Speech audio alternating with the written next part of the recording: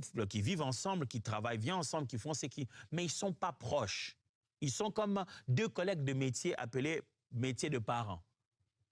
Votre degré d'intimité dépendra beaucoup de votre intimité ensemble avec Dieu. Un couple qui va intimement dans la présence de Dieu vit intimement ensemble. Ce que vous bâtissez dans la présence de Dieu demeure.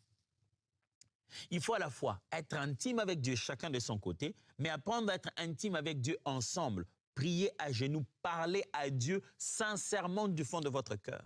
Sachez-le bien que devant le Seigneur, chacun de nous, je vais utiliser cette expression, chacun de nous est nu complètement. La véritable nudité de ton conjoint est dans ce moment-là où il est à genoux devant Dieu. Et c'est important de voir à quel point il est ouvert. Et la Bible dit, dans le jardin d'Éden, ils étaient nus et ils n'en avaient pas honte.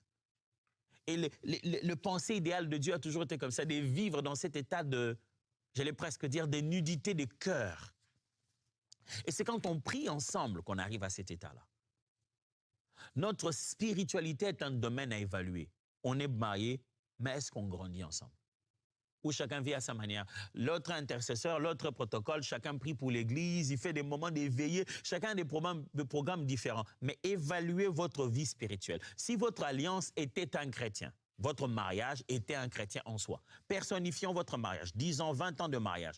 Regardez votre mariage en tant que chrétien, 20 ans de vie chrétienne. Il a quel degré de maturité? Josué 24, 15 dit, « Et si vous ne trouvez pas bon de servir l'Éternel, choisissez aujourd'hui qui vous voulez servir, ou les dieux que vos pères ont servis au-delà du fleuve, ou les dieux des Amoréens dans les pays desquels vous habitez. Moi et ma maison, nous servirons l'Éternel. » Ça, c'est le langage des personnes qui savent ce qu'ils veulent dans leur maison. 1 Pierre 3, 7 dit, « Marie, montrez à vos femmes de la sagesse dans vos rapports avec elles, comme avec un sexe plus faible. Honorez-les, comme devant aussi hériter avec vous de la grâce de la vie. Qu'il en soit ainsi, afin que rien ne vienne faire obstacle à vos prières. » Avant même de venir fermer les yeux et de prier, quelque chose peut faire obstacle à vos prières. Quoi? La manière dont l'homme traite sa femme. On ne va même pas aller plus loin que ça. Mais évaluez votre spiritualité et votre intimité.